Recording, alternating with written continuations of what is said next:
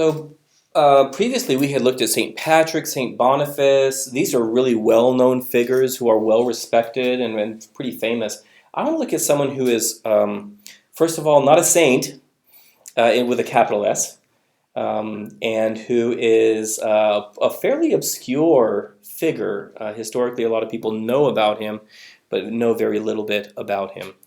So Raymond Llull, I'm going to start off with a quote by Raymond Llull. Raymond Llull was called by Sam Zwemmer, the great Reformed missionary to the Middle East. He was called the father of mission to the Mohammedans, which is a respectful way of speaking of Muslims back then when he wrote that. And here's a quote from Blessed Ramon Llull. In the Catholic Church, blessed is a step above servant of God, but a step below saint. So, little ecclesiastical trivia for you. I see many knights going to the Holy Land beyond the seas and thinking that they can acquire it by force of arms. So this guy's living during the crusading period, obviously. But in the end, are all destroyed before they attain that which they think to have. Whence it seems to me that the conquest of the Holy Land ought not to be attempted except in the way in which you and your apostles acquired it, namely by love and prayers and the pouring out of tears and blood. Blessed Raymond Llull. So here we have a different vision. Am I on the right one? Yep, this is the right one. So what do we know about Raymond Llull? Well, first of all, I mean, he would not have thought of himself as a Spaniard, but he was a Majorcan, so he is from what is today Spain. He actually wrote stuff in Latin, in Arabic. We don't have any of his writings in Arabic preserved. And also in Catalan, in an old version of Catalan, and he has like a book of prayers. It's just like a little devotional of prayers written in Catalan, which you can get on books.google. And hadn't Mallorca just been won back? That's right. So Raymond Lull's father had been one of the people who had come and taken Majorca back from the Islamic government. So Raymond Llull was not a person who was against the use of arms to recover land that had been taken away.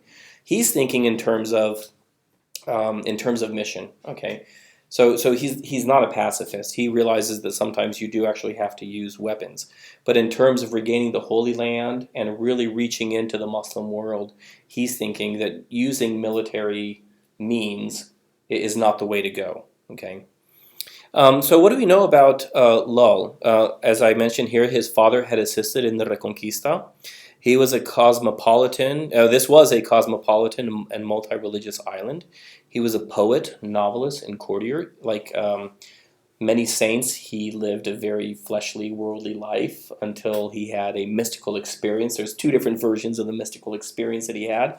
But after that, his life totally changes. He has a vision of Christ, and this leads to his conversion.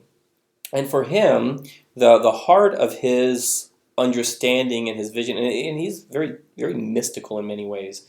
He's kind of a polymath. I mean, he's got stuff on alchemy, on political science. He devises his entire own philosophy, like a whole philosophical school. He's regarded by many to be the father of computer science because he's the first person to put forward this idea of making a machine that produces new knowledge. So I mean, he's really all over the place. He's really fascinating guy.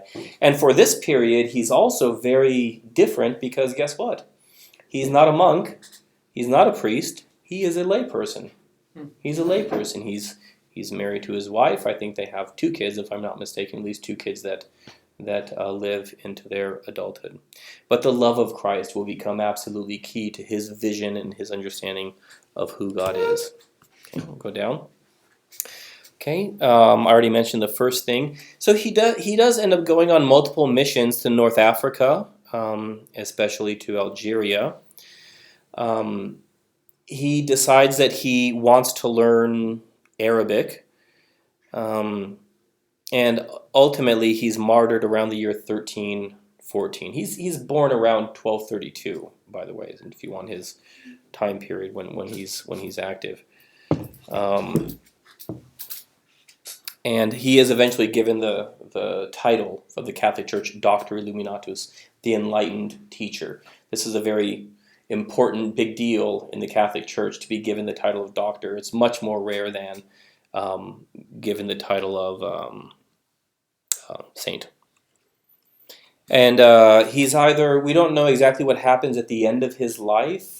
He had been there in Algeria, sharing the gospel, engaging in religious dispute, using his very unique homemade form of apologetics. Remember, this is one of the first people to really try to win Muslims to Christ by talking with him. He's a very cerebral person, but he also has this whole mystical, emotional element of love and forgiveness and the cross. I mean, and some of his apologetics are still very relevant to what's going on today. I'll give you an example of this. It's on the PowerPoint.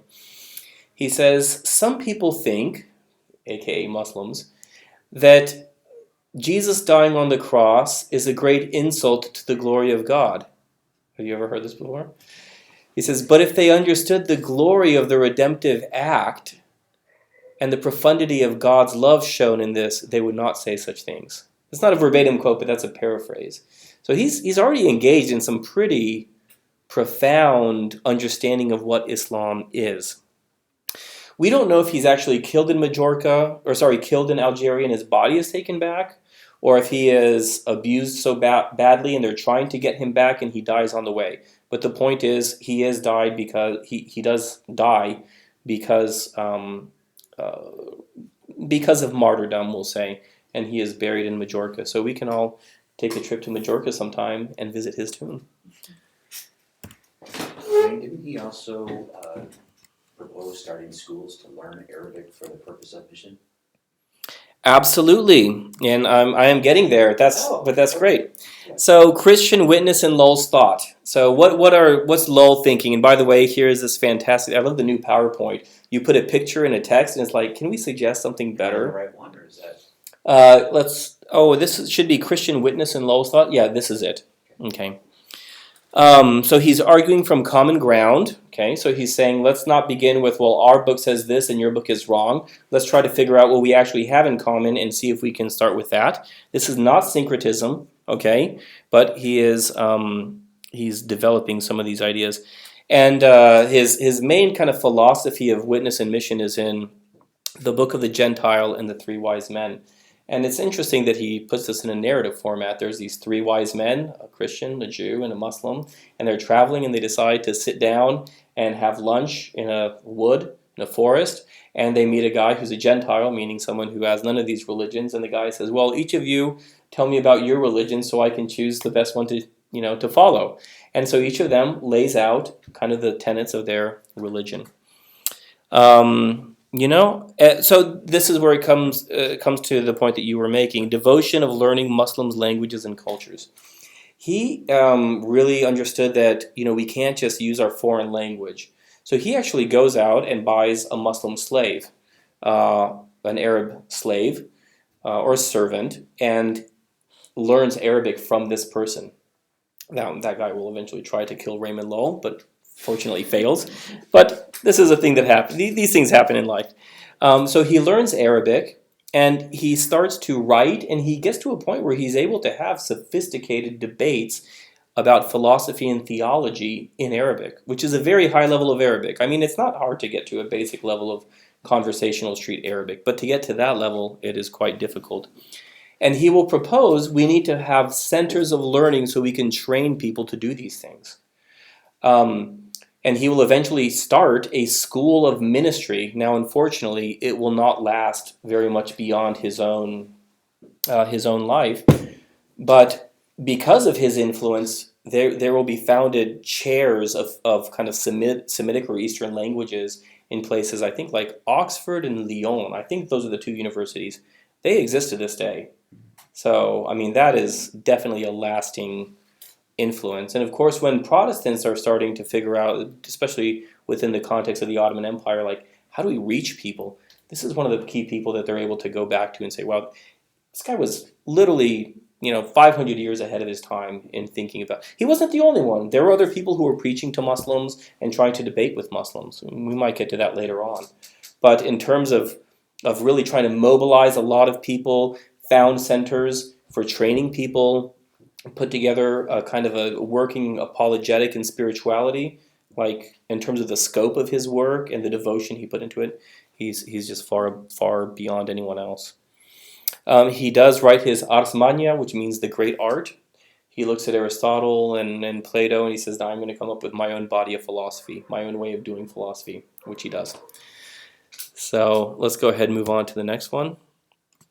Okay, so what's the overall evaluation before we go and look at the parachurch organization known as the Knights Templar?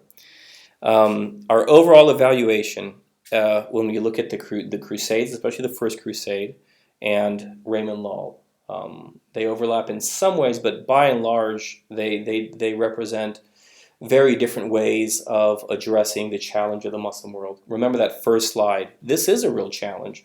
Christendom and Christians had never faced anything like this before. A religion that clearly claims to supersede and subsume. We have Jesus Christ, the Son of God. Oh yeah, we have Jesus. He's a prophet, not the Son of God. Case closed. Like, Christians have never run into anything like this before. Well, crusades cannot occur today. Eventually, the Roman See says, this is just not who we are. This whole thing of connecting an indulgence to going on armed pilgrimage, it's just not part of the DNA of what Jesus meant when he founded the church. And so they stop it. Now, granted, that experience goes on, or that experiment, we can say, goes on for 4, maybe 5 centuries. In the Muslim world, 2 to 3 centuries. But eventually, the Roman Catholic Church itself says, it's not us. We can't do this. And so they stop. So crusades today, not a possibility. For centuries, there could not have been anything such as a crusade because it has to be sanctioned by the church and connected to that indulgence. In terms of Dar al-Islam, violations of Christian ethics occurred during the Crusades. Yeah, there's no question that the Crusades were not always carried out justly, but show me a war that always was carried out with perfect justice. And the Crusades were not particularly violent for the day. You want to look for the real barbarity, you have to look at a guy named Baybars, and he takes back Antioch. That's the greatest story of barbarity during that time period. The motives for the Crusades were justifiable by the standards of just war. They were back then, and they are today. Now, we can critique just war theory, but that's an objective statement. Raymond Lully was about 700 years ahead of his time. His main concerns, and in the heritage that we receive from him even today, language training and cultural training, becoming familiar with the context, which incidentally the Protestant missionaries were not always that good at. Some of them were very good at it, but some of them were not very good at that. Finding common ground, again, that doesn't mean syncretism. It doesn't mean that you're going to kind of erase parts of the Christian faith or the gospel, but it means that you're trying to find something where you can begin to talk together. Respectful dialogue. I mean, just think about his story from the 3 wise men. Just the idea that you have these 3 merchants traveling together, they're all friends, they're going to sit down and have a meal together. Just that right there shows you kind of a vision of his ideal for what it looks like to have a religious dialogue. Religious dialogue that is evangelistic. That's another thing. Today we tend to say, well, either you're going to have evangelism or religious dialogue. Raymond Lully is a pioneer for both of these things, and he does not see them as mutually exclusive. And then he's going to give us some strategies for training and mobilizing other workers. Remember, St. Boniface, this was one of the great things that he did, is he said, wow, there's so many people who are just a captive audience, but I need more workers. He writes to England, send us more people, and they do. And Raymond Lully was like that too. He was willing to go out and go beyond himself and his own personal ministry and mission to try to reach out and draw other people into that. Okay, so I want to add a brief footnote to this about another form of intellectual outreach. We all have heard of St. Thomas Aquinas, right? Probably one of the 2 or 3 greatest theologians, maybe the greatest theologian in the history of the Christian church. So his best known work is the Summa Theologiae, the summary of theology or the concentration of theology. But he was a Dominican. He was a Dominican monk who was living during this period as well. And his other great work is the Summa Contra Gentiles, the summary of Christian teaching directed towards the Gentiles, which in that context means the non-Christians. Why does he write this? Why does he write this huge Christian theological summary, but directed towards the arguments and the preoccupations and the concerns of non-Christians? Well, he was a Dominican. This is a religious order founded by Saint Dominic. And the Dominicans were very active here in Spain. He writes this entire magnus opus of theology because a Dominican who is here in Spain, who is trying to engage in discussions and debates with Muslims, says, hey, we really need something. Not a tract, how to share Jesus with Muslims, right? Which we can get today, which is a good thing. But we need something that is theological. So not that we can just say, hey, read this, my Muslim friend, but so that we can read it and understand how to formulate Christian arguments and how to defend against non-Christian arguments. So even St. Thomas Aquinas, we don't really regard him as being someone who is on the forefront of mission to Islam. But in that composition of the Summa Contra Gentiles, that's exactly what he's doing. It's not the only thing he's doing, but that is one of the key things that he's doing. And we do know that that was written at the behest of a Dominican here in Spain who says, hey, we need some theological resources so that we can do what Lull is talking about, right? So that we can have these respectful, usually very erudite, very, very sophisticated debates with Muslim scholars and authorities. So, again, there's this whole hidden story of mission and witness to Islam that oftentimes is lost behind the noise of how bad, in quotes, the Crusades were. So with that, I'll wrap up this lecture and let's talk about it.